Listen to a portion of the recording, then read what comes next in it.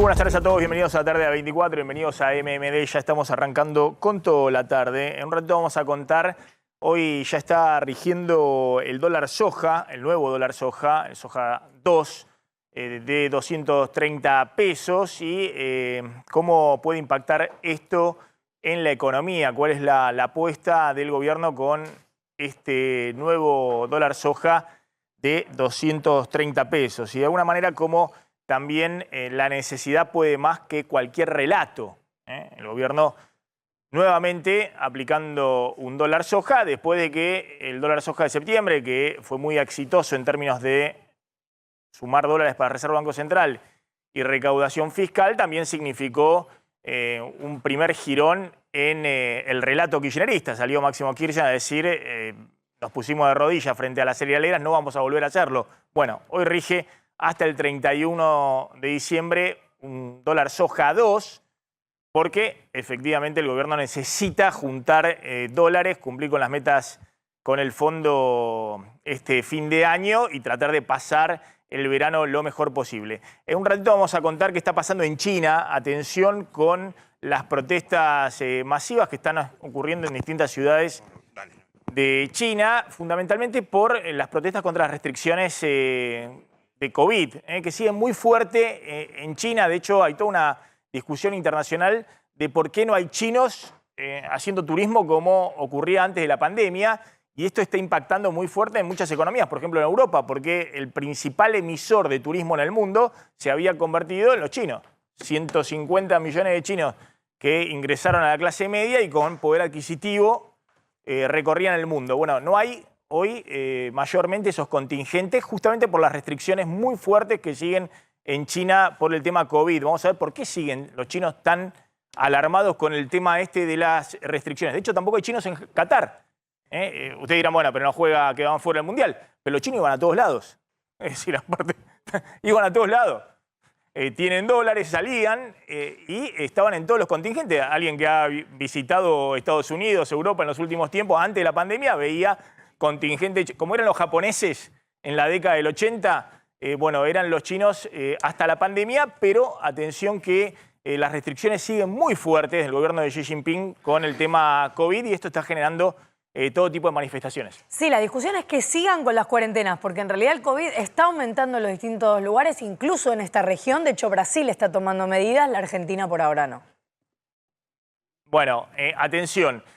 Otro de los temas que está dando vuelta hoy tiene que ver con el aumento de naftas. El gobierno arregló un precio justo para las naftas, para los combustibles, de 4 meses. 4% de aumento hasta marzo y creo que marzo 3% de aumento. ¿Qué significa esto? Estaba uno de los representantes del sector Bornoroni, gracias de la Cámara de Estaciones de Servicio, muy amable por atendernos. Bueno, ¿qué significa este precio justos para las naftas? 4% mensual hasta marzo.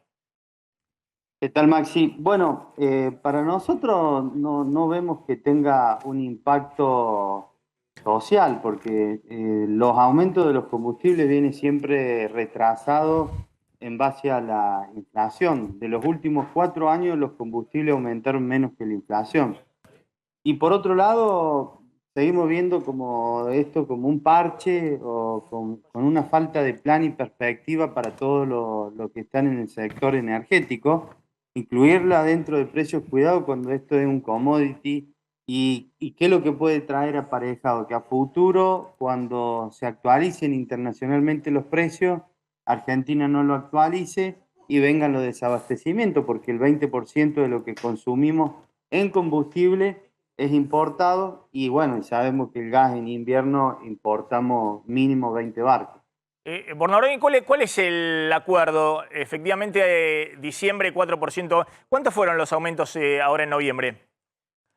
En lo que va del año, hasta el día de la fecha, tenemos el 60% de aumento, hasta el día de hoy. Todavía el acuerdo no está, digamos, expuesto, no sabemos bien cuál es el acuerdo, pero esta actualización de un 4% por lo general siempre son inferiores a lo que es la inflación, ¿no? Bien, entonces vienen los aumentos que corresponden 4% y 3% en marzo. Eso es lo que están diciendo. Lamentablemente las estaciones de servicio no han sido convocadas. Estamos nosotros en plena paritaria. Estaría bueno que nos escuchen cuáles son los inconvenientes que estamos teniendo. Pero no, insisto, son parches que se juntan atrás de un escritorio sin un plan energético y hacen que tengamos que incluirla dentro de los precios justos o precios cuidados, ¿no? Bien, Bornolini, gracias, muy amable. Hasta luego. Gracias. Bueno, vamos a seguir con eso atentamente, lo que está pasando con el precio de las naftas. Atención con el dólar soja, decíamos, lanzan hoy el dólar soja 2, que significa fundamentalmente el intento de sumar dólares para la Reserva del Banco Central, 3.000 millones de dólares, esa es la apuesta del gobierno con el soja 2, y 300.000 millones de pesos de recaudación tributaria. De esa manera, el objetivo es fundamentalmente llegar a cumplir dos metas. La meta de dólares, la meta de reservas del Banco Central, que con esto el Ministerio de Economía dice se va a sobrecumplir este año. 6.500 millones de dólares de reservas tiene que tener en este momento el Banco Central a fines de diciembre. Tiene 5.000 millones. Con esto, entre los pagos que tiene que hacer ahora en diciembre, podría estar por arriba de esa meta de 6.500 millones, 15% arriba. Y por otro lado, recaudación tributaria por 300.000 millones de pesos por el tema retenciones. Rige de hoy al 31 de diciembre. Fíjense cómo, de nuevo, ¿no? Insisto, la necesidad supera cualquier relato. Porque alguien escribió por ahí, bueno, la idea es llegar al año que viene, como sea, bajando todas las banderas, pero llegar. Esto era inimaginable que uno pudiera pensar en junio, por ejemplo, que el kirchnerismo otorgara un dólar especial, 200 pesos en septiembre y ahora 230 pesos en el mes de diciembre para la soja. Era inimaginable. De hecho, salió Máximo Kirchner a criticar esto después de que tuvo, desde el punto de vista económico, un resultado positivo que le permitió al gobierno recomponer reservas, diciendo que efectivamente se habían arrodillado frente a las cerealeras y que no quería volver a hacerlo. Bueno, de nuevo de rodillas. Por eso alguien escribió por ahí, bueno, la idea es llegar como sea, llegar al año que viene, aunque sea de rodillas, ¿no? Ir caminando, transitando como sea, pero peor que eso, obviamente, es la espiralización de la crisis.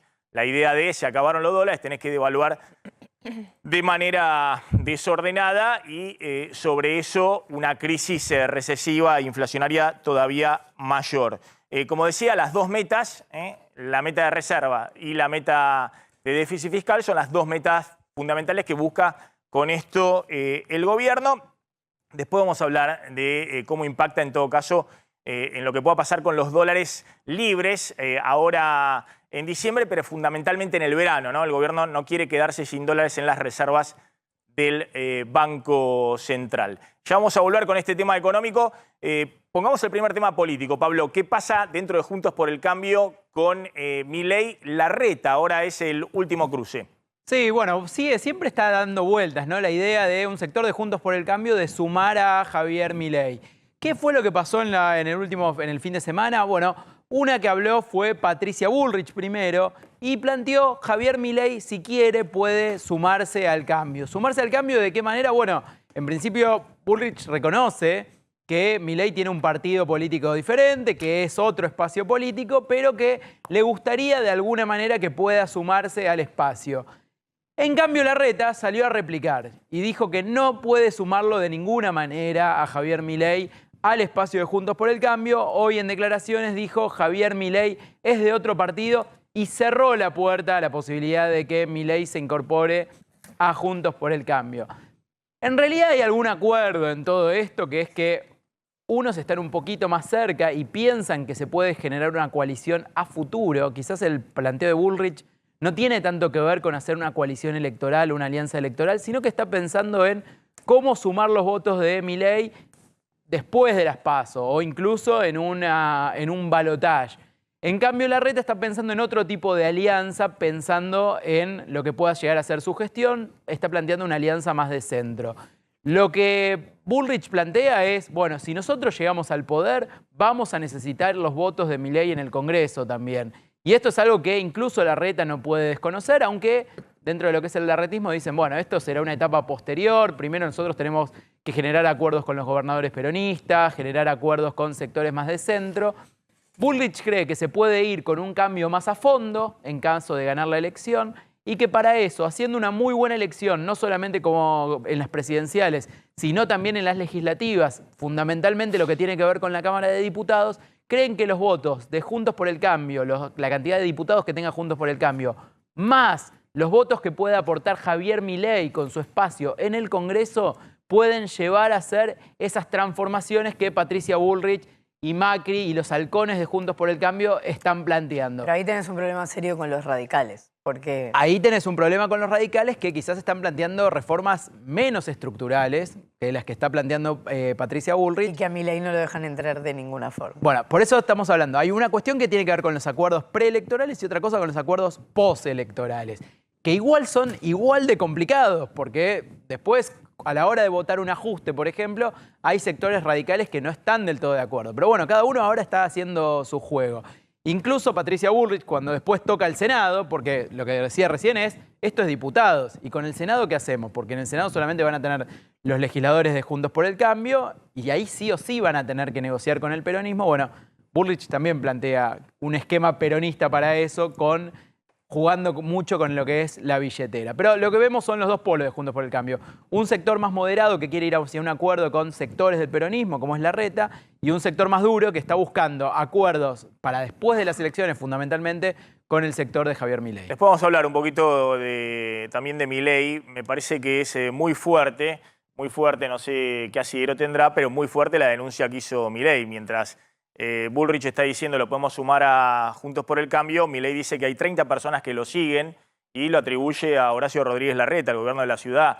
Dice que se enteraron los medios de que él tenía COVID antes de que lo supiera él mismo, porque él no había recibido el test de COVID. Así que en un ratito armamos ese tema que es muy fuerte, porque Milei está diciendo que lo está espiando directamente el jefe de gobierno de la ciudad de Buenos Aires. Que hay 30 personas que lo están siguiendo, así que en un ratito hablamos de eso. Me parece que es de lo más potente en esta mañana, sobre todo porque es Juntos por el Cambio, el que dice que van a sumar a Milei, que sí, que no, que esto, que el otro, sale con todo a decir que, por eso las dos líneas, que lo está espiando. Hay muchas diferencias entre las líneas y mucha diferencia públicamente de lo que dice Milei respecto al sector de las palomas, que les ha dicho de todo. Sí, pero contemos después la denuncia de Milei, claro. Más allá de las interpretaciones, es un dirigente político que hoy tiene peso electoral y está diciendo algo muy grave. Bueno, rige hoy el nuevo dólar soja, 230 pesos. En las cerealeras dicen que van a tener 3.000 millones de dólares de ingresos en diciembre, de liquidación de la cosecha gruesa. En realidad es la cosecha anterior, este es stock de soja que hay en los campos. En el sector agropecuario, ahora vamos a hablar, son más reacios de que pueda haber tanto todavía estoqueado o remanente de la cosecha pasada. Pero en las cereales se comprometieron a que va a dar 3.000 millones de dólares de ingresos. Recordemos, el productor vende en pesos. Hay que ver la tonelada de la soja. Ahora vamos a ver los cálculos con estos 230 pesos menos la retención. Pero después, inmediatamente, a los 15 días ya embarcan las cerealeras el grano y traen los dólares al país. En el gobierno creen que puede haber más de 3.000 millones de dólares. Está Fausto Espotorno y está Achetoni de Federación Agraria. Gracias a los dos por atendernos, muy amable. Fausto, ¿cuáles son las estimaciones que están dando vuelta respecto a cuántos dólares pueden ingresar ahora en diciembre, que son fundamentales para el gobierno para recomponer reservas y sobre todo para acumular, para pasar el verano, ¿no? Para llegar a marzo, abril el año que viene, que entra la nueva cosecha de soja, donde obviamente habrá un dólar soja 3. No hace falta ser economista para darse cuenta de eso. La pregunta es, bueno, ¿cuándo lo van a anunciar? Pero ¿cuál es la estimación que están viendo ustedes?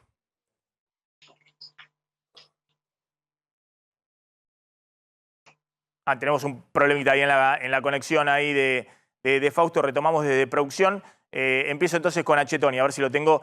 Achetoni, bueno, ¿cuál es la opinión de Federación Agraria, de la mesa de enlace, respecto a este soja 2?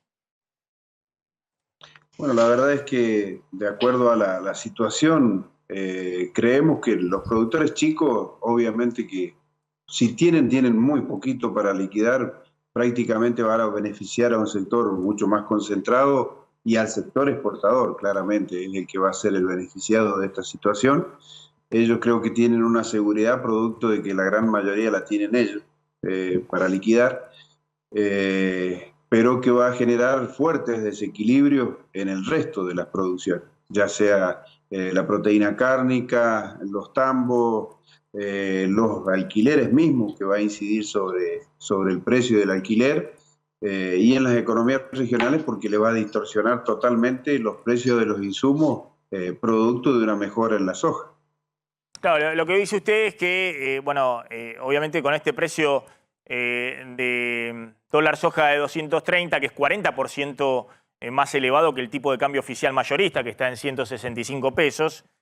Ahora vamos a hablar de lo que implica para el Banco Central, pero usted dice, bueno, eso mejora obviamente el precio en pesos para el productor que tenga stock de soja en los campos, de la vieja cosecha, de la cosecha pasada, pero al mismo tiempo sobre eso se prenden todos, digamos, inmediatamente aumentan los precios de los insumos, aumentan los precios de los arrendamientos, bueno, aumenta el precio de todos los sectores que usan la soja como referencia del insumo, ¿no? Por ejemplo, todo el tema de la producción avícola, bueno, de engorde en feedlot, digamos, todo eso tiene un costo adicional.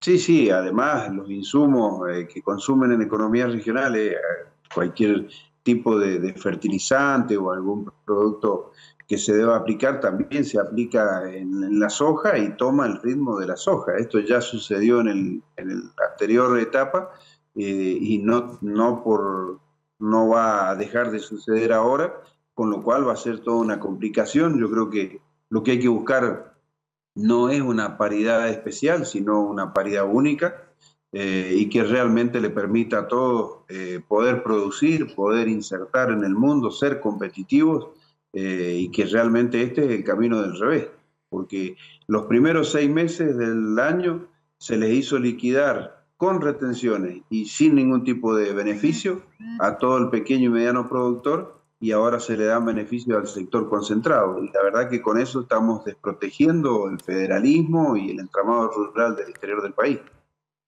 Lo sumo a Fausto Despotorno. Fausto, ¿cuáles son las estimaciones que maneja respecto a ingreso de dólares? Ya, no estamos muy lejos de lo que ya fijó el gobierno de 3.000 millones de dólares. La verdad es que esa es la mejor estimación que estamos teniendo por ahora. Eso implica, sí, que después el Banco Central tiene un tema de 720.000 millones de pesos de emisión para comprar esos dólares. Exactamente. Pero la verdad es que no estamos muy lejos de todo eso. Y es cierto que estamos muy finitos con la capacidad. Espera un segundito, a ver si podemos mejorar ahí un poco la conexión. Me piden acá de técnica, a ver si podemos mejorar un poquito la conexión porque no se entiende bien. Lo que está diciendo Fausto es, bueno, obviamente no es gratis el Banco Central para comprar esos 3.000 millones de dólares que liquidan las cerealeras, tiene que emitir más de 700.000 millones de pesos. Con esos pesos es que las cerealeras pagan en pesos a los productores sojeros y demás. Lo que ha hecho el Banco Central, obviamente, viene repitiendo, es para que con esos pesos el productor de soja no vaya a comprar dólar MEP o dólar contado con liquidación, es decir, los dólares libres en blanco, porque todas estas son operaciones en blanco, le restringe el acceso a los dólares libres por 90 días. No pueden hacer eso. Y sí, con esos pesos pueden abrir una cuenta corriente en los bancos ajustada por tipo de cambio oficial. Es decir, que se va incrementando 6-7% mensual, que es lo que está subiendo el dólar oficial con las mini devaluaciones. En general, el productor es bastante reacio para abrir una cuenta en los bancos ajustada por el dólar link o el tipo de cambio oficial. En general, con esos pesos busca comprar lo que sea, comprar insumo, comprar maquinaria, comprar camioneta. El problema es que no hay, digamos, que hay una restricción de oferta grande en todos esos sectores. Entonces, el riesgo que tienen estas medidas, por un lado, ponen dólares en el Banco Central, pero por otro lado ponen más peso dando vuelta en la economía y eso tiene el riesgo de que pueda ir al dólar libre o que pueda ir a bienes. Una economía que no tiene capacidad hoy de producir bienes, entonces tiene más presión inflacionaria. Pero evidentemente el gobierno toma estas medidas por lo que decimos, que está en una situación límite, se bajan todas las banderas, se deja de lado el relato y se impone la necesidad de pasar como sea el verano. Ya vamos a retomar con Fausto Spotorno y con Achetoni. Me dicen que está hablando el ministro de Economía. Ahora, ¿qué está diciendo? A la sociedad argentina son de enorme ayuda, así que simplemente agradecerles el acompañamiento, el respaldo. El compromiso es mutuo, así como les vamos a pedir y exigir que cumplan. Queremos que nos exijan el cumplimiento de los compromisos que asumió el Estado y que si alguno de los compromisos que el Estado asume no los cumplimos, lo denuncien para que en esta relación transparente estos acuerdos sirvan para demostrarle a la sociedad que cuando se trabaja en conjunto, sector privado y Estado, podemos lograr resultados que le sirvan a la gente. Yo de verdad les agradezco enormemente. Sé que toda negociación tiene y supone mecanismos de tensión, de discusión, cosas que nos conforman y cosas que no, pero el haber arribado a este programa con un sendero que le da tranquilidad a la gente hasta marzo, ayuda a tranquilizar la economía argentina, ayuda al gobierno a fortalecer el sendero de reducción de inflación que pretendemos recorrer y también ayuda de alguna manera a las empresas a darle certidumbre a toda su cadena de valor, así que muchísimas gracias. Contando lo que habíamos anticipado al inicio del programa, que es el tema de los precios justos, el acuerdo de precio de combustible de naftas hasta marzo. Retomo a ver si están Achetoni y Fausto Spotorno. Fausto, a ver, la tercera, el intento. A ver si. ¿Qué tal? ¿Cómo anda? Ahora, espero que sí, me cambié de computadora, todo, a ver si anda. Bueno, te preguntaba, vos decías, bueno, ojo que no es gratis, digamos, que compraste 1.000 millones de dólares para la reserva, pero emitís 700.000 millones de pesos. Es cierto que en diciembre hay mucha demanda de pesos, las empresas tienen que pagar medio aguinaldo, vacaciones, también los particulares tienen que hacer todas las compras de fin de año, vacaciones y demás, pero bueno, esos pesitos en algún momento o corren al dólar o corren a bienes, es decir, o es brecha o es inflación. A ver, ahí el gobierno tiene algún margen de maniobra, porque ten en cuenta que en diciembre hay un aumento de la demanda de dinero, que es lo que decís vos, y después enero, febrero, bueno, ahí podés absorberlo, tenés un tiempo para absorber esos pesos que emitís. Ya va a estar una economía ya con algunos meses más de inflación para ese momento, ¿no? Claramente, lo que sí claramente pasa es que, ojo que estás adelantando dólares, no son dólares nuevos, son dólares que te correspondían liquidar o que tendrías el año que viene, con lo cual es muy probable que el año que viene tengas que hacer algo más, otro dólar soja, para traer dólares del 2024 al 2023, porque si no, en 2023 vas a tener un problema de dólares también. Y yo no sé acá, a ver, la verdad es que es cierto que por ahí, con la sequía que hubo en el agro, y aquellos que por ahí tenían soja guardada y que además plantaban trigo, por ahí están un poquito más estimulados a liquidar. Pero creo que es difícil saber si vas a tener los 3.000 millones de dólares. Yo creo que, creo sinceramente que las acelereras tuvieron que afinar mucho el lápiz para saber si tenían los 3.000 millones de dólares que les pedía el gobierno. Y tengo una pregunta la otra pregunta respecto a esto del sendero de precios que está tratando de mostrar el ministro de Economía, buscando con estos acuerdos alguna desaceleración por productos, ¿no? O por sectores, con algún acuerdo que tienda a ir a una inflación más del orden del 4% mensual que del 6%, como veníamos hasta ahora. Mira, creo que por ahí lo podés lograr un poco en diciembre. Primero que tener en cuenta que la cantidad de precios que estás afectando a este acuerdo no son todos. Son los precios de supermercado, básicamente, ¿no? Y no todos.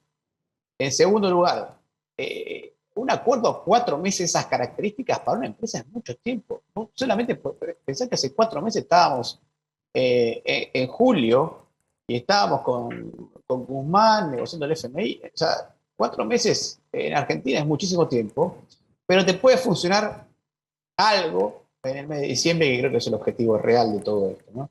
Porque después cuando mirás a los costos, decís, escúchame, ¿a cuánto es la tasa de interés que puede tomar alguien que pide un préstamo comercial, por ejemplo? Y una tasa de más del 100% que equivale a más del 6% mensual de tasa de interés. ¿Cuánto están aumentando los salarios? Y mirá, si vos mirás, los últimos 30 días subieron al 6%, a más del 100% de ajuste, o sea, estás hablando de más del 6% mensual de suba de salarios. Precio mayorista al 6%. El índice de costo empresarial de la UADE, que mide el costo de las empresas, está subiendo al 6% mensual. Tipo de cambio, 6,5% mensual. Entonces, es muy difícil que las empresas te vendan con aumento del 4% cuando todos los costos están al 6% mensual. ¿Cómo vino el índice de precio al consumidor del estudio Ferreres que vos dirigís? Mira, todavía no tenemos cerrado noviembre. Me llamabas pasado mañana y te lo digo, si querés después te lo paso. Pero hasta ahora tenemos en 3 semanas 5,5%. O sea que puede terminar alrededor del 6%, algo así, ¿no? Suponiendo una cuarta semana de noviembre un poco más tranquilo. ¿Y alimentos? Y alimento estaba un poquito por arriba de eso, estaba en 5,7, 5,8. Bien. Fausto, gracias, muy amable como siempre. Abrazo grande. Ahí estaba Fausto Espotorno, bueno, contando un poquito este tema del dólar soja, que insistimos, ¿no? Es una medida en la cual el gobierno ve la necesidad de recomponer las reservas del Banco Central, que hoy están, ahí está el dato, en 5.000 millones de dólares, porque, bueno, noviembre vendió en lo que va del mes 950 millones de dólares el Banco Central y vendió también 500 millones de dólares en octubre. Es decir, cuando se terminan los dólares soja, como hubo en septiembre, que acumulás, se te empiezan a ir los dólares. Y eso que hay todo tipo de restricciones. Ojo que el gobierno en octubre ya, gracias a el nuevo recargo del dólar Qatar, que ahora es 100% más caro, logró bajar el pago de tarjetas al exterior en dólares a 570 millones de dólares. Cuando venía con 2 meses seguidos de 750 millones de dólares, logró bajar casi 200 millones de dólares el pago de tarjeta al exterior. Y en noviembre, este es el dato de noviembre, el último dato que tenemos en noviembre, están en el mínimo pago de importaciones del año. Por abajo de los 4.500 millones de dólares. También cerrado muchísimo el pago de importaciones. ¿Qué está pasando con la salud del presidente, Brenda? Hay mucha expectativa en que el presidente ya dejó atrás su situación de salud y que va a empezar a retomar su agenda doméstica, no internacional, como hasta ahora, de manera normal, ¿no? De todas formas, es cierto que sus médicos le han recomendado, los médicos de la Unidad Médica Presidencial, valga la redundancia, le han recomendado que no viaje tanto en avión o que frene lo más posible los viajes al exterior, al interior. De hecho, la semana pasada suspendió el viaje que tenía previsto a Corrientes, donde era bastante importante porque se iba a encontrar con los gobernadores del Norte Grande. Bueno, lo suspendió. Ahora la pregunta es si, por ejemplo, va a viajar a San Luis, ¿no? Donde tenía prevista una actividad ahí con Rodrígueza. Lo que sí, en estas horas va a haber una actividad en la provincia de Buenos Aires con Axel Kicillof y Alexis Guerrera, vinculada al transporte en la provincia de Buenos Aires, cuando la agenda de él está enfocada principalmente en temas vinculados a la obra pública, por un lado, de la mano de Cato Podis, y por otro lado, vinculada más o menos al transporte, ¿no? Y en la provincia de Buenos Aires, que es cerca, y junto a Axel Kicillof, ¿no? Un dato interesante si tenemos en cuenta las diferencias que hubo o que están habiendo y que no van a dejar de haber en el gobierno entre del ala moderada, ¿no? De la Casa Rosada y el kirchnerismo, donde Axel Kicillof es uno de los principales representantes y uno de los que quiere pelear por la provincia de Buenos Aires, ¿no? ¿El presidente piensa pasar fin de año con Lula en Brasil? Sí, exactamente. En realidad, esa era una idea que estaba planteada la semana pasada y que todavía no está del todo descartada. Lo que sí tiene decidido es pasar el 1 de enero junto con Lula da Silva en el día de su asunción. Ya sabemos que las asunciones de los presidentes en Brasil son el 1 del año, ¿no? Del año siguiente a las elecciones. Y en este caso Alberto Fernández quiere estar con Lula. El problema es que esta ceremonia se realiza en general por la mañana, a las 9:30 de la mañana, con lo cual no tendría ninguna posibilidad de viajar con su comitiva, por más que sea muy reducida, el mismo día 1 de enero. Entonces viajaría el día anterior, es decir, el 31 de diciembre, lo cual lo obligaría a pasar Año Nuevo en Brasilia y, por supuesto, ya avisaron que si este es el caso, lo va a pasar junto a Daniel Scioli, el embajador en Brasil, que también es su amigo, ¿no? Con quien tiene muy buena relación y quien también está teniendo proyecciones electorales para el año que viene.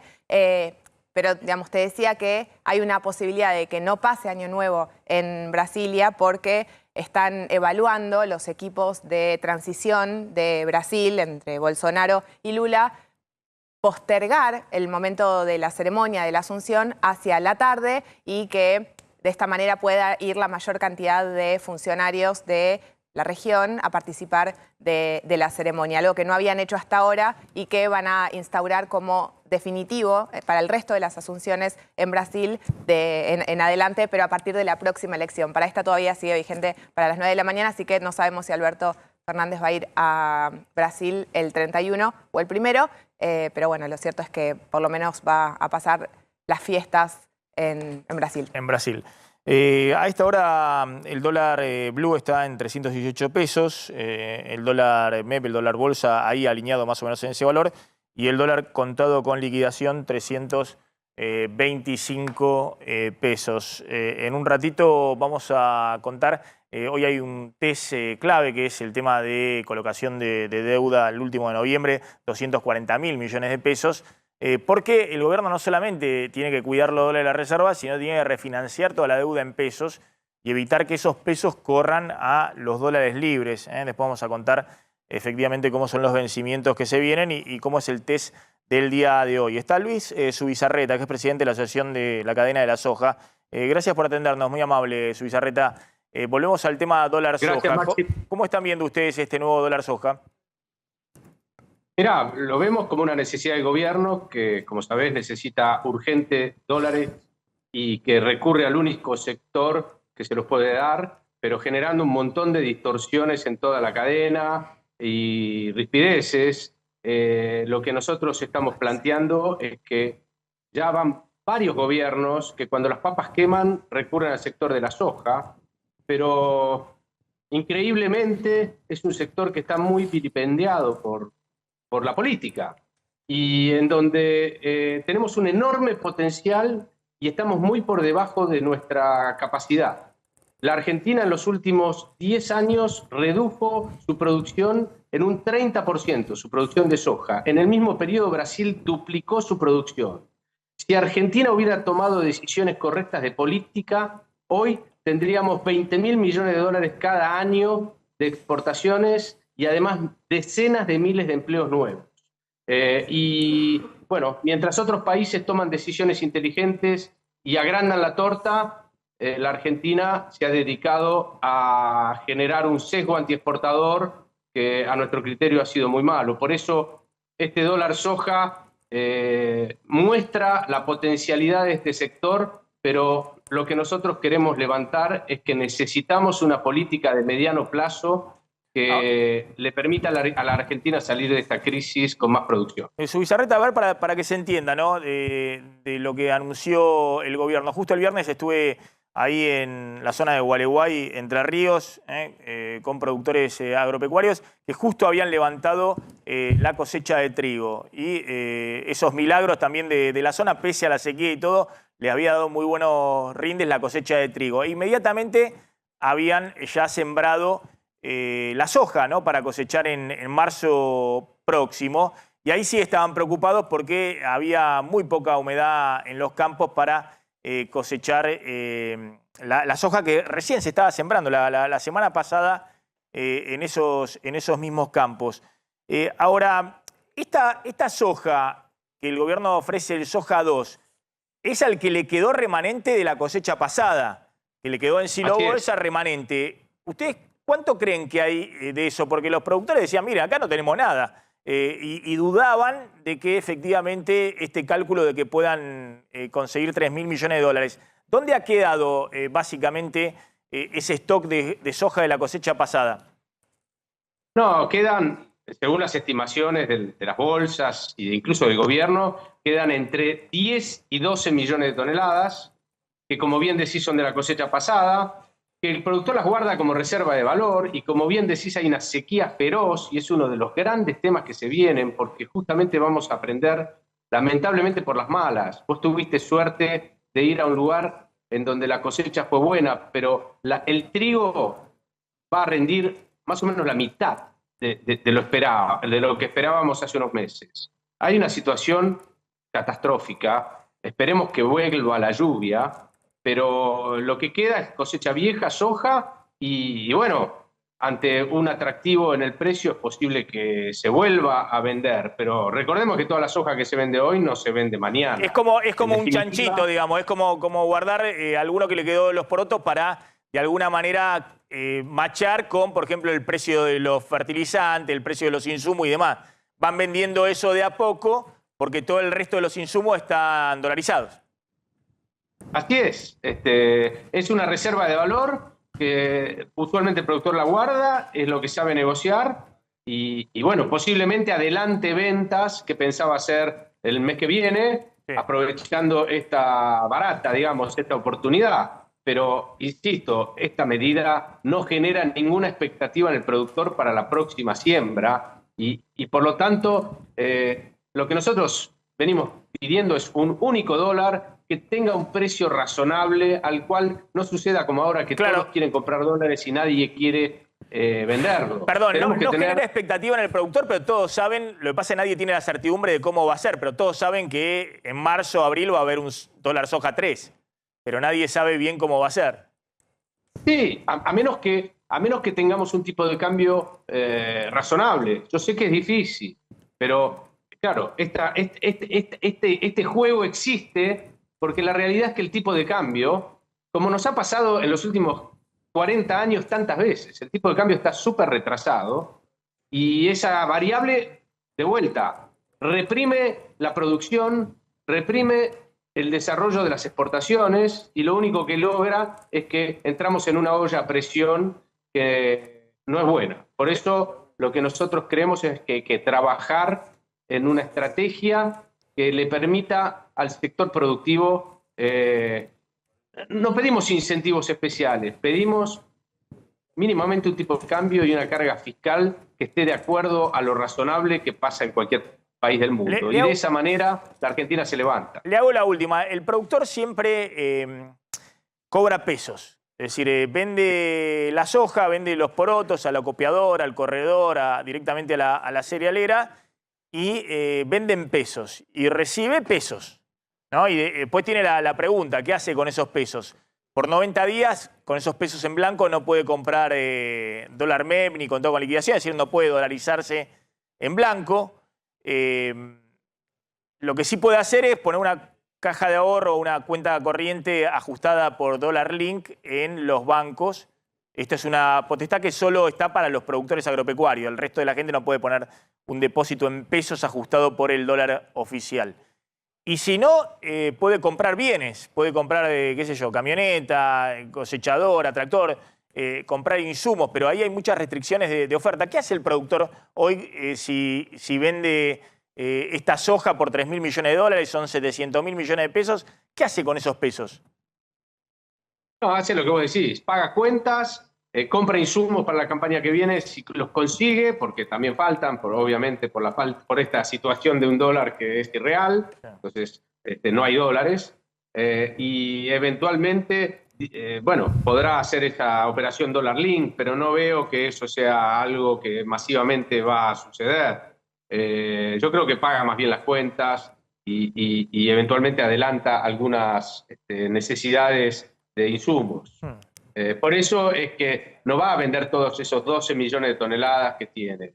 Seguramente va a vender una parte y se va a mantener con esa pequeña reserva que le quedará para llegar al año que viene a empalmar la cosecha, después de una cosecha pésima de trigo. Y bueno, con poco incentivo, lamentablemente. Por eso, hasta ahora, este 230 pesos es casi 40% más alto que los 165 pesos del dólar oficial mayorista, que es el dólar de importación a exportación. ¿Cuánto era en pizarra la tonelada de soja, digamos? ¿Cuánto era? Obviamente es todo en pesos menos las retenciones. ¿Y cuánto es el nuevo precio? ¿Ya están hoy las nuevas cotizaciones? No, se está empezando a negociar, pero es un mercado súper transparente, Maxi. O sea, ahí el impacto de este aumento en el tipo de cambio va a repercutir pari passu en la cotización. Y eso va a generar una mejora. O sea, que si era está 50.000 relacionada pesos la tonelada, será 70.000 ahora. No vi los últimos. Sí. Sí. Ponele, puede ser un poco más, un poco menos, pero va a haber apetito de parte de los exportadores, obviamente. También esto no le juega bien a los exportadores, estas idas y vueltas, porque como el productor se queda esperando el próximo dólar soja, como vos decís, bueno, mientras tanto retiene, el exportador no puede comprar nada, tiene la fábrica que se queda sin stock, y bueno, esto le da un poco de vida. Pero es un proceso que es finito. Tenemos que salir de esto y tenemos que buscar un esquema que funcione y que permita un mercado normal.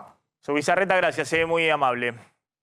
Gracias a vos. Habló el jefe de gobierno de la Ciudad de Buenos Aires sobre este tema también. Sí, fue un tuit que salió a criticar muy duramente. Seguir multiplicando los tipos de cambio no es lo que el campo necesita. Hay que planificar de manera integral, dejar de lado las improvisaciones y generar estabilidad a largo plazo. La respuesta de Horacio Rodríguez Larreta, jefe de gobierno y uno de los precandidatos a presidente de la oposición, criticando la medida de Sergio Massa. Bueno, otro de los temas es la deuda en pesos. Todos están mirando justamente cómo viene el gobierno refinanciando la deuda en pesos estoy hablando, ya no de los dólares, sino todo el tema de la deuda en pesos. Hoy vencen 240.000 millones de pesos, el gobierno debiera emitir bonos por la misma cantidad para poder patear esa deuda a agosto máximo, es el plazo máximo que puede colocar, y al mismo tiempo conseguir financiamiento adicional para financiar el déficit fiscal. Bueno, eso ocurre ahora con 240.000 millones de pesos en el día de hoy, hay otros 400.000 millones de pesos en diciembre, pero son vencimientos chiquitos de cierre de año respecto a lo que viene el año próximo. El año próximo, entre marzo y octubre, en pleno periodo electoral, hay vencimientos promedio de 1 billón de pesos. En manos privadas, digamos, ¿no? Porque en manos privadas está la mitad del total de la deuda. Estamos contando solo en manos privadas. Por ejemplo, el vencimiento de hoy hay mucha expectativa porque si bien no es un vencimiento grande, mayormente está en manos privadas. Privadas son empresas que han colocado deuda en pesos para tener rentabilidad en pesos, o inversores locales o extranjeros. Si en algún momento dicen, denme los pesos al Tesoro, porque no quiero seguir refinanciando esta deuda, bueno, con esos pesos, ahora en diciembre es probable que las empresas lo usen para pagar salario, medio aguinaldo, todos los gastos adicionales de vacaciones de fin de año, pero hay muchos que están viendo que se mueven los dólares libres y con esos pesos pueden correr a los dólares libres. De hecho, eso es lo que ocurrió en junio. En junio, por 1 billón de pesos, se desarmó esa deuda, que dijeron no queremos seguir teniendo estos bonos en pesos. Hubo inversores que vendieron esos bonos. Del otro lado, como no había nadie para que lo comprara, los compró el Banco Central emitiendo pesos.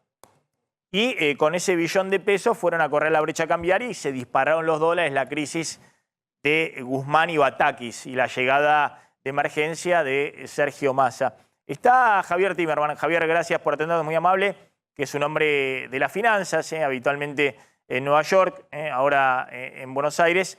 Pero me interesa tu opinión de cómo estás viendo este fin de año en el cual Massa necesita garantizarse dólares en las reservas, necesita ir refinanciando la deuda en pesos, cumplir la meta fiscal con el FMI, pero sobre todo también necesita que no se le dispare la brecha del dólar, que los dólares libres no se le disparen demasiado, porque ese es el termómetro de la estabilidad en la Argentina. Bueno, tenemos ahí un problema con el mute. A ver si lo desmuteamos. A ver si te puedo escuchar ahí. ¿Me escuchan? Sí, perfecto, Javier. No, que decía que estaba en Nueva York ahora. No, mira, yo creo que lo que está haciendo Sergio Massa es tratar de ir resolviendo los problemas entendiendo que dada la complejidad de la situación, muchas de las soluciones traen otros problemas que va a haber que solucionarlos de a poco. Lo que decía el invitado anterior tiene razón, todo lo que él mencionaba sobre el campo, etcétera, etcétera, tiene razón. El tema es que estás en una situación de urgencia que no llegás hoy en día a hacer esos acuerdos. Te das cuenta que si Massa saca un dólar soja, que claramente es algo positivo, y ya empiezan a criticar porque la política o sea, la política hoy en día es prácticamente, o sea, está por encima de cualquier tema económico. Pero mirá un detalle que me gustaría compartirte, porque yo creo que un poco muestra lo que es esta gestión de Massa comparada con la anterior. Se anunció el tema del dólar soja antes de la licitación de hoy. Sí. Y claramente eso es algo que encarece la deuda que el gobierno puede tomar si es que va por el lado de la deuda ajustada dólar link. Y muchos otros, especialmente yo creo que la gestión de Guzmán, que veían al mercado como una especie de enemigo o adversario o un juego de suma cero más que nada, sí, donde pierden. Acá Massa realmente fue abierto al mercado y les dijo, muchachos, yo hago el dólar soja y pago más caro por la deuda porque me prefiero ir y ser abierto y ser honesto y no tratar de hacer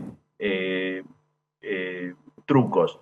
Y yo creo que el mercado hoy le va a reaccionar positivamente a eso y creo que el gobierno hoy va a poder emitir lo que necesitaba y especialmente lo va a hacer con deuda que a mi juicio es un poco más sana que lo que la venía emitiendo, que es una deuda a tasa fija y no toda atada. Hoy no va a emitir ajustado por ser, que es lo que venía haciendo hasta ahora y que obviamente siempre tiene el riesgo de que se dispara la inflación. Va a emitir tasa fija y va a emitir dólar link, que también tiene un riesgo porque si hay una devaluación también sí, se pero dispara. Lo que te mencionaba antes, si no hubiese anunciado lo del dólar soja después de la licitación, se hubiese ahorrado unos puntos y sin embargo me parece que eso hubiese sido un error. Te quiero hacer una pregunta, pero está hablando Alberto Fernández, a ver qué está diciendo en su reaparición después de el problema de salud que tuvo en Bali. A ver. Deslumbrante. Yo lo miro, a mí que me gusta mucho la arquitectura y me gusta mucho el arte, lo miro y digo, qué cosa maravillosa que hicieron allá en 1905. Qué maravilla, ¿no? Ustedes tienen que estar muy orgullosos. Acá hoy lo que hemos hecho es reparar estos techos. Cuando venía para aquí, alguien me acercó un tuit de alguien que allá en el 2017, mostraba este andén lleno de gente con paraguas, porque esto llovía, porque no había cielo, no había techo, el cielo caía inclemente cuando llovía sobre la gente. No había posibilidad de hacer cosas tales como poner esos tótems de pánico donde uno puede apretar un botón y si tiene algún problema pedir socorro inmediatamente, porque obviamente el agua los deterioraba, no permitía que eso funcionara. Eso ocurrió en un tiempo en donde esto no importaba. Cuando leo la historia de esta maravillosa estación, me entero que los últimos que se ocuparon de cuidar la estación fueron productores de Hollywood, que trajeron a filmar una película de Brad Pitt acá en esta estación de trenes. Ahora,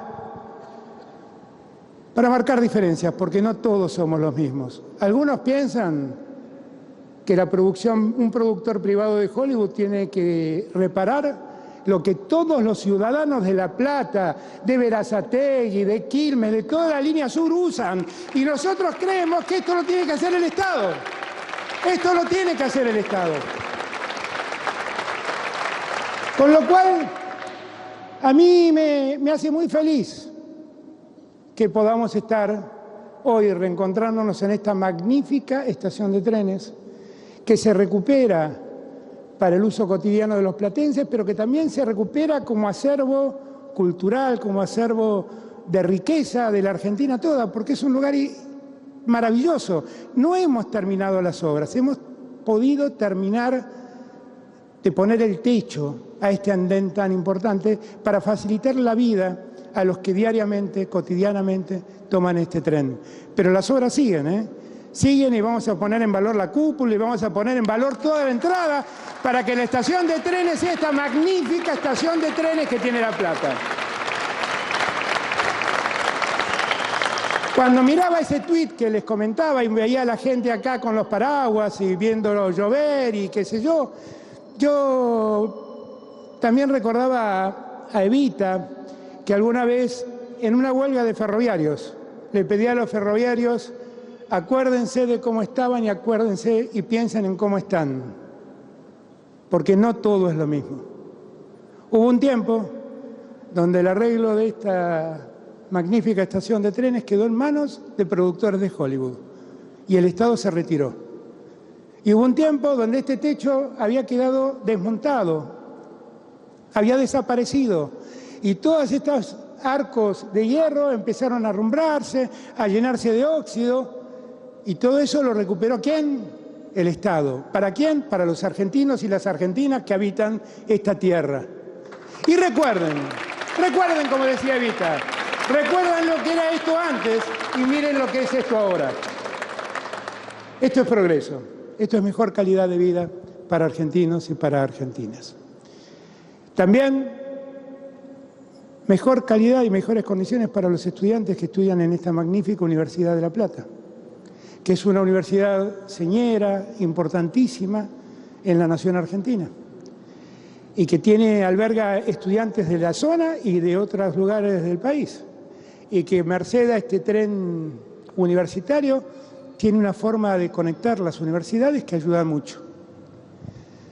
La Plata puede volver a ser lo que siempre fue, una gran ciudad, que tuvo intendentes tan maravillosos como Julio Lac, mi querido amigo de siempre, amigo de años y que me alegra haberte sentado aquí, Julio querido. Y tenemos que hacer de La Plata esa ciudad que merece ser siempre, ciudad capital de la mayor provincia de nuestra patria, ciudad donde Joaquín B. González, un riojano, puso su cabeza para crear la universidad que hoy tiene La Plata, donde han emergido personas maravillosas. Y eso que queremos para La Plata, lo queremos para toda la Argentina. Por eso les contaba que hoy estamos inaugurando este techo, pero antes estuvimos en Cañada de Gómez, antes estuvimos en San Luis, y la verdad lo que celebramos es que el tren vuelva a ser una herramienta de transporte para todos los argentinos y todas las argentinas que lo necesitan. Gracias a todos, gracias a todas. Felicitaciones La Plata, felicitaciones La Plata. Lo mejor para ustedes. Ahí estaba Alberto Fernández, que se lo ve con mucho menos... No. Bueno, se inauguró el techo de la estación de La Plata. Sí. Se lo ve con mucho menos peso, digamos. Sí. Se lo ve que ha perdido mucho peso, puede ser entre la crisis que tuvo allá en Bali y evidentemente ha tenido que seguir una dieta estricta porque se lo ve, con muchísimo menos peso, ¿no? Sí. También algo demacrado, hay que decirlo, pero bueno, esto es habitual para los presidentes de Argentina al tercer año de gestión. Pero bueno... También ministros de Economía, ¿no? No en el caso de Massa, que viene hace poquito. Bueno, hace unos días que no lo veíamos en público y bueno, ahí está la reaparición en público de Alberto Fernández. Lo tengo a Javier Timerman. Javier, te quiero hacer una pregunta respecto al intercambio de información con Estados Unidos, pero también lo tengo a César Lipkin, que es un tributarista experto en estos temas. Me interesa también su visión para ver de qué se trata, porque se ha hablado mucho de esto en los últimos días. César, gracias por atendernos también. ¿Qué tal? Un gusto saludarlo. Te pregunto, César, la información es que se va a dar a conocer esta semana, más tardar la semana próxima, la firma finalmente de este convenio de intercambio de información automática entre la FIP y la FIP, pongámosle norteamericana, el IRS, que es el Servicio de Ingresos Internos de Estados Unidos, que es el organismo que obviamente se encarga de toda la recaudación tributaria en Estados Unidos. ¿Qué significa esto? ¿Qué cambia? Porque entre los empresarios ha habido mucho ruido respecto a si esto podía significar que alrededor de 100.000 millones de pesos, no se sabe exactamente el cálculo, de argentinos que están en Estados Unidos no declarados puedan hoy estar expuestos directamente ante la AFIP. Esto es un poco lo que ha transmitido el gobierno y me interesa saber cuál es digamos, el marco legal de todo esto. Sí, primero quiero aclarar, la Argentina ya tiene firmado un acuerdo con Estados Unidos el 23 de diciembre de 2016, que tenía varias etapas y solo se quedó en la primera etapa, que es el intercambio tradicional a requerimiento, donde hay que individualizar quién es la persona, por qué se pide información y el motivo, ¿sí? Esto viene funcionando, pero en muy pocos casos, porque hay que motivar perfectamente el motivo por el cual se hace el intercambio de información. Lo que se quiere firmar ahora es un intercambio automático con modelo FATCA, que es un modelo de Estados Unidos, a medida de Estados Unidos, pero que lo hace recíproco con quienes le merece confianza hacer este tipo de intercambio. De este punto de vista, lo que hay que tener en cuenta es que desde la firma de este intercambio a la implementación puede haber un trecho, ¿sí?, que puede ser más o menos largo, depende de cómo estén los sistemas informáticos en la AFIP Argentina, ¿sí? Ese fue el motivo, esto es importante decirlo, por el cual el intercambio que tenía una versión para llegar al automático, el intercambio que se hizo en el 2016, se llegó a frenar porque justamente los sistemas informáticos de AFIP no generaban la seguridad que exigía el gobierno de Estados Unidos. Desde que se firma, yo creo que va a haber una revisión de los sistemas informáticos y si se cumple con todos estos recaudos, este intercambio en algún momento va a tener vigencia. Pero lo que hay que tener en cuenta es que este gobierno está apuntando a las cuentas no declaradas de argentinos en el exterior. Y desde este punto de vista, bueno, aquellos que no tienen cuentas en el exterior podrán tomar que tienen cuenta en el exterior y no la tienen declarado, tendrán que revisar a ver cuál es su estrategia ante esta situación, ¿no? Se está hablando de que se va a reformular un proyecto de blanqueo que tiene media sanción del Senado, que es un proyecto que tiene muchas fallas técnicas porque no tiene plazo de vigencia. El título del proyecto es Fondo para pagar la deuda al Fondo Monetario Internacional. Sí, es el proyecto Parrilli. Sí, ese proyecto... que tiene media sanción en el Senado. Tiene media sanción en el Senado, yo creo que hay que reformularlo si se quiere hacerlo bien, porque primero empezó por el Senado y al ser un tema tributario... Ahora te hago una pregunta muy, muy concreta. Obviamente el gobierno dice que va a avanzar con el blanqueo, que como ya tiene ese proyecto en el Senado, prefiere tratarlo en diputados. ¿Por qué quiere abrir una puerta para aquellos que obviamente tengan cuentas en el exterior, en Estados Unidos, y no la hayan declarada? Y sobre todo para aquellos que ingresaron al blanqueo de Macri en el 2017, que ingresaron muchos, se exteriorizaron creo que 100.000 millones de dólares, pero el blanqueo era bien claro que aquellos que ingresaban y no declaraban todo, bueno, tenían penalidades muy, muy fuertes. Es decir, si ahora la AFIP descubre que alguien ingresó al blanqueo y no ingresó por la totalidad, tiene también penalidades muy fuertes. Quiero aclarar, Maxi, sí, esto ha sido publicitado en los últimos días. Sí. El blanqueo de Macri lo que estipulaba era que aquel que entraba en el blanqueo tendría que entrar por el total de sus activos no declarados. Con lo cual hay que separar aquel que entró en el blanqueo de Macri y no entró por todas las cuentas y ahora quiere blanquear, va a tener algún problema con el blanqueo anterior. Ahora, el que abrió una cuenta después del blanqueo, ¿sí?, ese no tiene el problema que se le cae el blanqueo, tiene el problema que si la AFIP lo detecta, es un incremento patrimonial no justificado, pero no se le cae el blanqueo si la cuenta la abrió con posterioridad al blanqueo de Macri. Vos ves, la última entonces, vos ves que esto puede avanzar. También se decía, bueno, pero muchas de esas cuentas están en estados que son paraísos fiscales, como Delaware en Estados Unidos. Bueno, hay varios que tienen esa misma condición y que son muy reacios para poder abrir la información incluso al Estado federal, para que después le envíe Washington la información a la FIP Argentina. Sí, acá quiero aclarar, es un tema muy técnico.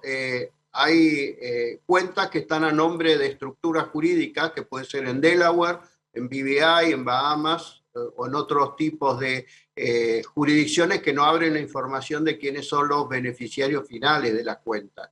Este intercambio que se está por firmar solo va a identificar quién es el titular de la cuenta. Con lo cual, si el titular de la cuenta es una sociedad en Bahamas, bueno, el IRS va a informar a Bahamas. Y si Bahamas tiene intercambio de información con Argentina, Bahamas le va a informar a la Argentina, y esto ocurre, o sea, Bahamas, BVI, etcétera, identifican a los accionistas y además informan a la FIP Argentina todos los activos que están alrededor de su jurisdicción o con titularidad de su jurisdicción. Bien, son instrumentos que, más allá de que los utilice este gobierno o el próximo, son instrumentos que de alguna manera tienden a mejorar la recaudación entonces tributaria. Así es, bueno, la idea es justamente tratar de captar todos los dineros no declarados de los argentinos, para lo cual también hay que ir a una fase mucho más intensa de baja de presión fiscal. Claro, bueno, ese es el otro capítulo. Pero... Ese es el otro capítulo, es el otro capítulo. Va de la mano, ¿sí? César, gracias, muy amable. Porque hay evasión, porque hay mucha presión fiscal. ¿Y por qué hay tanta presión fiscal? Porque hay mucha evasión también. Es un círculo vicioso. Claro. César Lipkin, gracias, muy amable. Adiós, un gusto. Vuelvo y cierro con Javier Timerman y englobo todo esto que estamos hablando, ¿no? El dólar soja, los vencimientos de la deuda en pesos, Massa, bueno, buscando ser pragmático y dejando de lado el relato del kirchnerismo. Si uno ve lo que decía Cristina hasta junio, bueno, se está haciendo exactamente todo lo contrario de lo que decía Cristina hasta junio. Pero bueno, era lo que todo el mundo decía. Mirá, si vos querés mínimamente orientar esta economía, tenés que hacer. De todas maneras, sigue abierto el interrogante, ¿no? Si la incertidumbre que es muy grande no se termina expresando en algún momento o en la disparada del tipo de cambio o en una inflación que no termina de ceder y desequilibra toda la política económica. Mira, tengo dos comentarios finales para darte respecto a lo que mencionaste y algunas cosas que mencionaste antes. Cuando la gente dice, bueno, esto es lo mismo que trató de hacer Guzmán y no lo dejaron, no es lo mismo, porque cuando vos tenés cierto poder político, cierta capacidad política, no es lo mismo. Yo no creo que las cosas que está haciendo Sergio Massa las pudiese haber hecho Guzmán, porque no tenía él mismo la capacidad, el conocimiento, la cancha, digamos, de poder negociar con el campo, con los inversores. Mirá lo que pasa con el tema del refinanciamiento. Este es un equipo económico que sabe dónde están las cajas. Vos decís, salió en el diario, creo que van a ir van a tratar de emitir para conseguir parte de la liquidez que hay en municipios y en provincias. Pero bueno, esas son cajas que había y que siempre hubo, y que de alguna manera hubiese sido bueno ubicarlas y que formen parte del financiamiento argentino. Pero a mí lo que más me preocupa, Maxi, es lo que vos dijiste antes. Aclaremos ese punto porque si no queda, yo creo que también es un tema que van a tener que manejar con cuidado para que no se malinterprete. Sí. Porque es cierto, muchas provincias y municipios, mientras el Estado Nacional está ajustando fuertemente sobre todo, muchas provincias y municipios han equilibrado su situación fiscal y tienen superávit fiscal, y esos ahorros los tienen puestos en plazos fijos a una tasa de interés, ¿no? En plazos fijos. Tiene una gran cantidad de... tienen plazos fijos en el Banco Nación a tasas muy por debajo de donde hoy en día está emitiendo el Tesoro. Y al mismo tiempo el Tesoro Nacional sale a buscar financiamiento con acreedores privados y ofrece tasa de interés o condiciones, ajuste por ser, ajuste por tipo de cambio oficial, que es mucho más atractivo que esa tasa de plazo fijo. Pero entonces, no solo son provincias y municipios. entonces esos pesos que tienen las provincias o los municipios podrían prestárselo al Estado Nacional, salvo que las provincias y municipios desconfíen del Estado Nacional. Exacto. Pero después otro tema que vos mencionaste son todos los vencimientos que hay en el 2023, que realmente cuando uno mira los números son casi como escalofriantes lo que hay en el 2023 y lo poco que hay en el 2024, porque como sabemos, el mercado no le quiere prestar al Estado mientras no se sepa bien qué va a pasar en el 2024. Y a mí la verdad que eso me parece una cosa bastante extraña, ¿no? Que en la política no se pueda poner de acuerdo para cuidar un activo. Estamos todos hinchando porque la Argentina gane el Mundial, somos todos argentinos, nos ponemos la camiseta. Y el crédito también es argentino. ¿No nos podemos poner de acuerdo un par de partidos políticos para decir, señores, vamos a cuidar el crédito y de esa manera permitirle al Estado y a los privados también poder endeudarse más allá del 2023? La seguimos en otro momento. También es complejo, ¿no? Porque si el gobierno se desvía de todas las metas fiscales el año que viene y le quiere pasar toda la deuda en pesos en el primer semestre del próximo gobierno, el próximo gobierno dice, ¿qué hago con esto? Me dejan las cuentas todas desordenadas, que voy a tener que hacer un ajuste fiscal y encima me dejan la bomba de la deuda en pesos para mí a partir del 2024. Entonces, coincido con vos que debieran dialogar el actual gobierno y la oposición que espera ser gobierno. Pero también hay responsabilidad de los dos lados.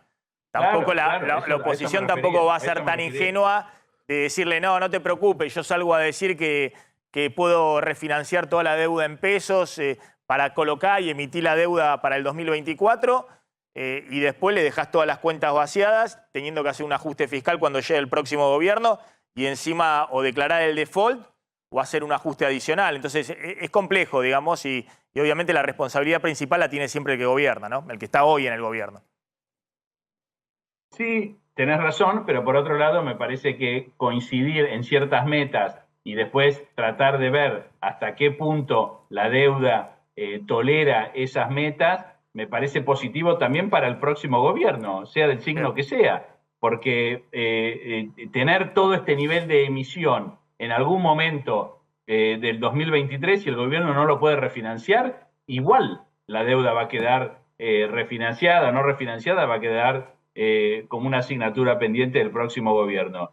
Yo creo que es más saludable para todos. Yo creo que esto no es una disputa de suma cero. Yo creo que acá los dos ganarían si dialogarían y pusieran ciertos objetivos que el gobierno tendría que cumplir y la oposición tendría que, de alguna manera, especificar que la deuda no hay más lugar para reperfilamientos o reestructuración.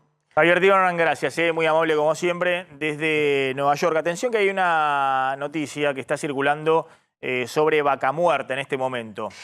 Amaneció Vaca Muerta bloqueado por distintas razones. Por un lado, bloqueadas las rutas porque los vecinos de Añelo están reclamando obras que garanticen el agua potable. Hace 4 días que no tienen agua potable y están haciendo este reclamo. Pero además, desde las 6 de la mañana, comunidades mapuches están en la entrada de los yacimientos para exigir algo que hace rato que se viene exigiendo, pero consideraron que esta era una forma de hacerlo bien visible, que es el relevamiento territorial en Neuquén. Recordemos que es lo que vienen reclamando las comunidades mapuches en distintos lugares del país, pero sobre todo en el sur, que se hagan estos relevamientos territoriales en cada provincia para que pueda en todo caso resolverse qué sucede con cada uno de los territorios en disputa. Bueno, esto es lo que están reclamando desde muy temprano los mapuches en Neuquén y por eso no hay acceso a Vaca Muerta.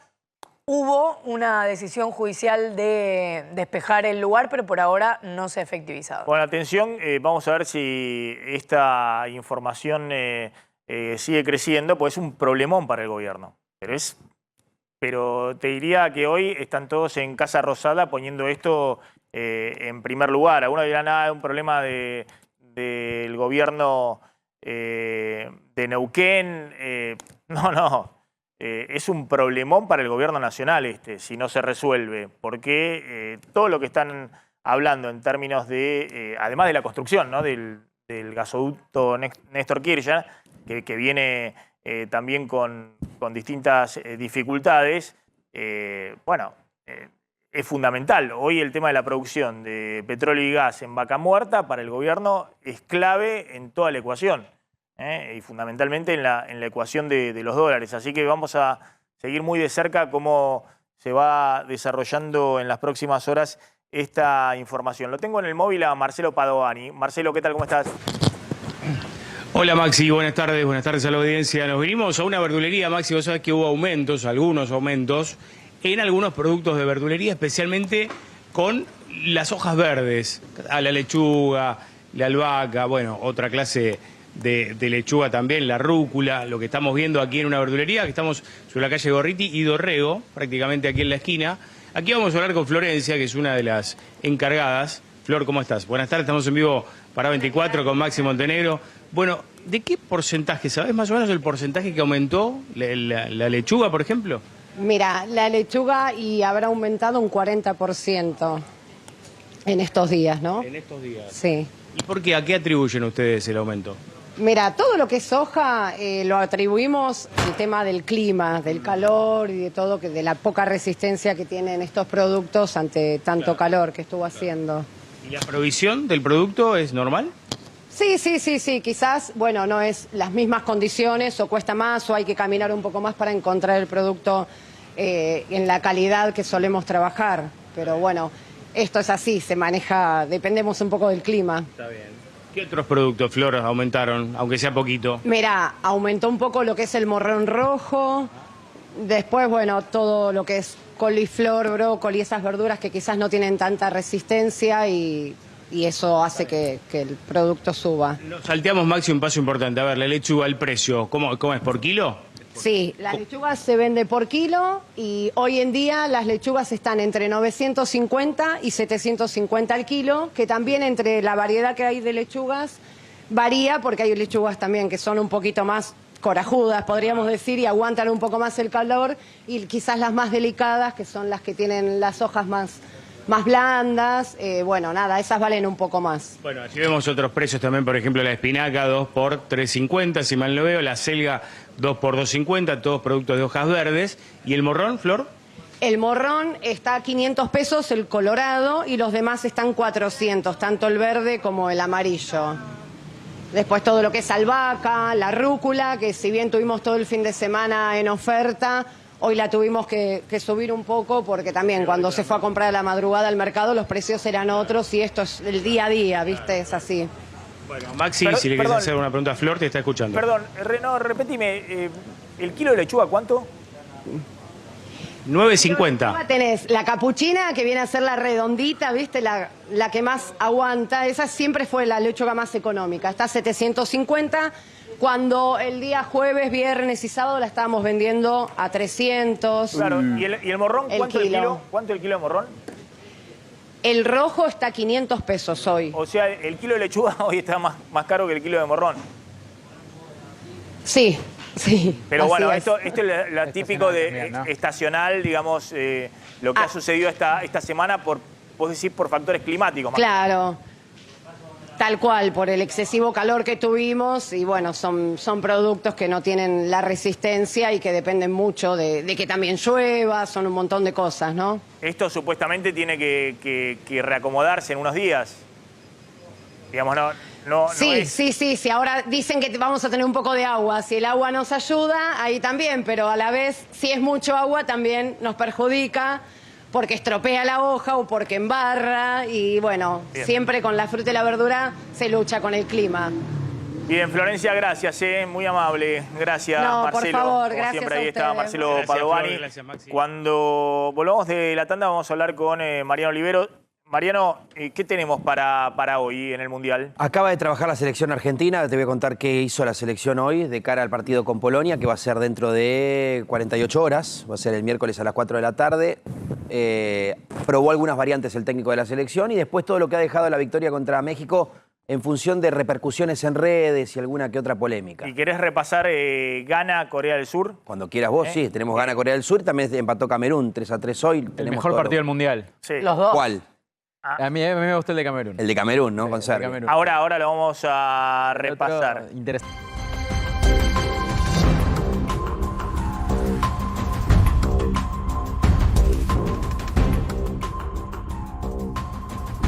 Bueno, ahí hay imágenes de lo que está pasando en este momento en Vaca Muerta con el corte en los accesos de la explotación gasífera petrolera de Vaca Muerta. Sí, dos cuestiones diferentes. Recordemos, por un lado, vecinos de Anielo que dicen que hace 4 días que no tienen agua y entonces están pidiendo que se aceleren las obras para que puedan tener agua potable y que dure. Y por otro lado están las comunidades mapuches en las distintas entradas, distintos ingresos de Vaca Muerta reclamando para que se haga este recorrido territorial que vienen reclamando las comunidades mapuches en la Patagonia desde hace rato y que tiene que ver con los distintos reclamos que vemos en los distintos puntos de la Patagonia. En este caso, para hacer visible el reclamo, como bien decía Maxi, pues tiene que ver con un lugar delicado que al gobierno le importa mucho y que va a ayudar entonces a que se haga visible esta cuestión. Está Guillermo Mackin, que es politólogo argentino, está en Reino Unido, es especialista en diversos temas. Gracias por atendernos, Guillermo, muy amable. Lo llamamos por lo siguiente, por un lado porque hay una información de que han detenido a periodista de la BBC en China, pero fundamentalmente, sé que eso está generando mucha repercusión ahí en Reino Unido, pero la pregunta también es por lo que está sucediendo en China, donde ahí se pueden ver imágenes, hay protestas que no se habían visto hace mucho tiempo en China y fundamentalmente esas protestas tienen que ver por las restricciones de COVID que persisten en China y que ahora están en muchos casos siendo impugnadas por la gente o están siendo resistidas. Gracias, Guillermo, de nuevo. Bueno, ¿qué está pasando en China? Bueno, es un contexto un poco amplio, pero tiene usted razón que esto no tiene precedentes en la China. China es un país que estuvo mucho cerrado durante centenas de años y es muy nacionalista. Y aparte, al estar encerrado, lo que ocurre con extranjeros o lo que hacen extranjeros, inclusive las vacunas que vienen del extranjero, caen como pedrada en ojo boticario. Entonces, hay encima de todo esto una política de encerrar a todo el mundo por el COVID. Y hay mucho temor al COVID. Y ha habido una explosión de manifestaciones en China que empezaron en la ciudad, en el oeste en Urumqi. Y como muchos en la China viven en casas de departamentos y los encerraron, había un incendio y se murieron 10. Entonces eso llevó a una serie de protestas y estas protestas, tiene usted razón, han escalado y no tienen precedentes. Entonces hasta está diciéndose en la China misma, es decir, no expertos en el extranjero, sino en China misma, están pidiendo la renuncia de Xi Jinping y que desaparezca el Partido Comunista Chino. Es decir, nada de todo esto tiene precedentes. Así que, por supuesto, el Partido Comunista Chino es muy férreo en su represión y es muy probable que, por más que traten de evitarlo, repita escenas de represión como pasó hace años en Pekín. Así que es un acontecimiento que no tiene precedentes y hay que mirarlo porque China es uno de los países más importantes y es uno de los países que más importa para la Argentina por sus exportaciones. Así que es un evento que no es minúsculo, para nada. Le pregunto respecto a este tema de las restricciones por COVID, ¿no? Que es el tema fundamental y cómo está eso repercutiendo en China. Me contaban que, bueno, que por ejemplo el turismo chino, que en los últimos años, previo a la pandemia, era uno de los turismos principales en el mundo, el turismo emisivo chino. Sí. Uno iba a cualquier lado, Estados Unidos, Europa, y veía como en los 80 veíamos a los japoneses, en esta última década se veía a los chinos, ¿no? Esos 150, 200 millones de personas que se incorporaron a la clase media china y que empezaron a hacer turismo por todo el mundo. Bueno, eso no ha vuelto, es decir, hay restricciones muy fuertes y eso ha generado que efectivamente los chinos no salgan a hacer turismo. ¿Por qué el gobierno chino sigue tan duro con las restricciones del COVID? Bueno, para empezar, es cierto que la política esta salvó miles, probablemente millones de vidas, pero al mismo tiempo ha generado muchas restricciones que repercuten muy negativamente, que causan muertes y toda clase de problemas. Y es cierto también que los chinos han desaparecido del mundo. Acá en Cambridge, donde yo vivo, me decía en la feria, uno de los feriantes que vendía fruta, que hasta pusieron carteles chinos porque no toquen, porque los chinos venían y tocaban todo. Los extrañamos, porque claro, los tipos venían y compraban de todo. Y ahora han desaparecido, no ahora, hace 3 años que han desaparecido. Sí, desde la pandemia. Desde la pandemia. En efecto, sí. La última vez que los vi fue en enero del 20, cuando estuve en Sevilla. Desde entonces no he visto un chino por ninguna parte. Exactamente. Ahora, la pregunta es, efectivamente, el gobierno chino debe seguir muy preocupado, muy en alerta por el tema del COVID. Debe temer algo que pueda nuevamente a recrudecer.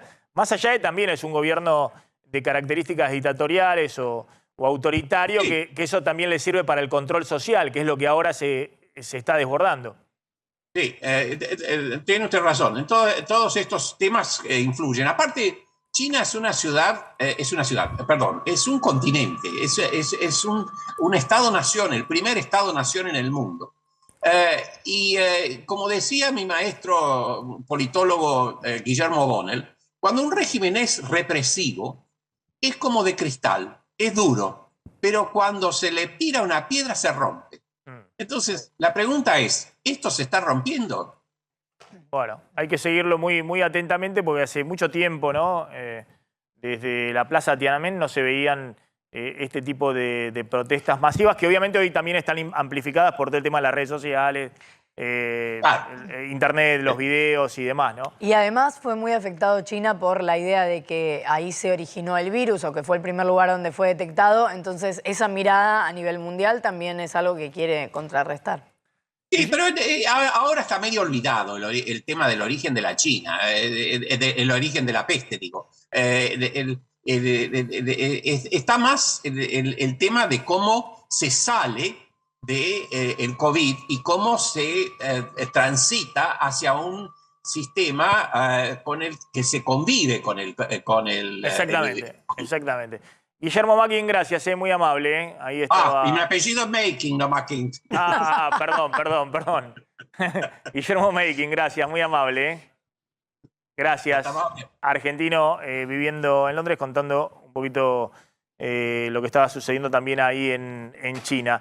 3.18 en este momento el dólar blue, un poquito más calmo de lo que fue el final de la semana pasada. Lo mismo los dólares libres, el contado con liquidación y el dólar MEP. Bueno, ya empiezan a barajarse las candidaturas en el Frente de Todos rumbo a 2023. Insólito. Todavía no saben cómo hacer para gobernar de acá a fin de año y están pensando en el 2023. Sí, una idea que surgió de algunos intendentes del conurbano, básicamente primera y tercera sección electoral, que están planteando que la fórmula tiene que ser Cristina Kirchner, Sergio Massa.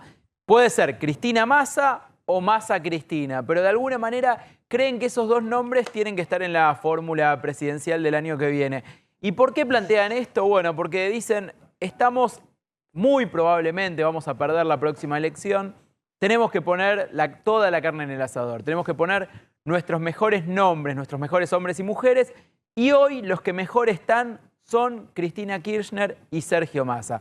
Frente a esta idea o esta hipótesis que plantean los intendentes, hay dos alternativas. Una sería la de, esto que te decía, Cristina Massa, que es una fórmula que ellos consideran que es muy potente porque Cristina Kirchner, a pesar de que es una de las dirigentes con más imagen negativa en el país y también en sectores de la provincia de Buenos Aires, sigue siendo la que tiene imagen positiva más importante en el conurbano bonaerense.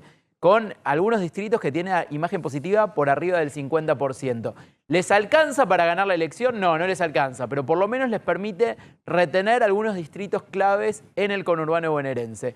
Otra alternativa, que sería el plan B o el plan A, según cómo se mire, es que Sergio Massa efectivamente empiece a estabilizar la economía con algunos signos que ellos consideran positivos de los últimos meses. En ese caso, Sergio Massa podría encabezar la boleta, o es lo que están pidiendo por lo menos estos intendentes, y ahí sí creen que sería una fórmula competitiva. Estamos hablando prácticamente de un acuerdo que hay entre todos los intendentes del sur y oeste del conurbano bonaerense, quizás algún distrito también del norte. Creen que con Sergio Massa sí podría ser una fórmula competitiva, porque si logra estabilizar un poquito la economía, ya la imagen negativa de Massa no es tan mala como la de Cristina y ahí podría quedar un poco más balanceado. Lo que sí quieren es que Cristina, y en esto sí hay un operativo clamor, que Cristina empiece a jugar más fuerte, como lo hizo en el último acto en La Plata. ¿Por qué? Porque creen que con Cristina coqueteando con la idea de una candidatura ya empieza a movilizar un poquito a las bases del peronismo que hoy están bastante desencantadas, especialmente con Alberto Fernández.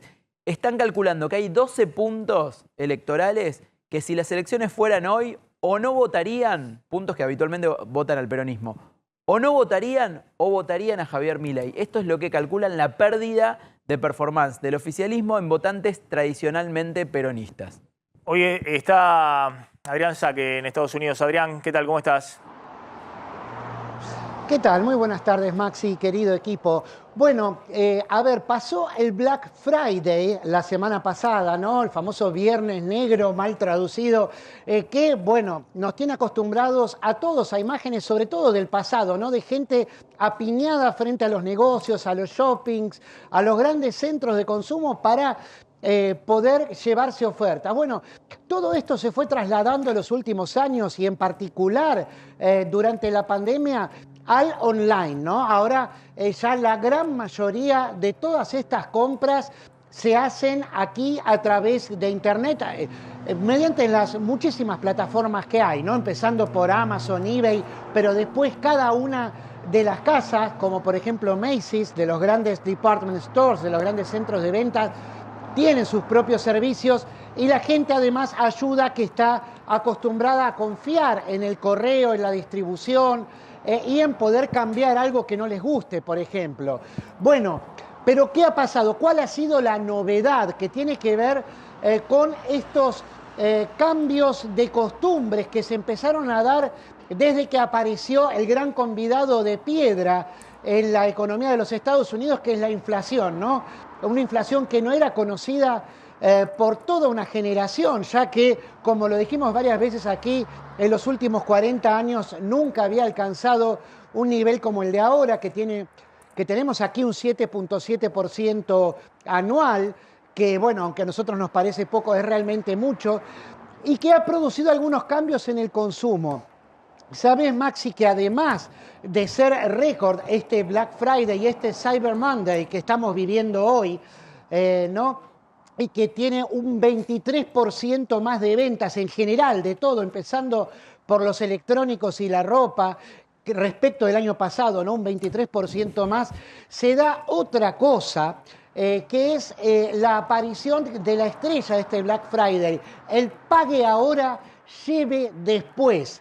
Y vos me dirás, pero ¿cómo puede ser? Con el aumento de interés debería ser más caro comprar a crédito, sobre todo cuando mucha gente aquí se va acostumbrando cada vez más a pagar con débito para no endeudarse y no tener que pagar el interés creciente, ¿no? Que según la Fed es del 4%, pero algunas tarjetas ya tienen más de un 14%.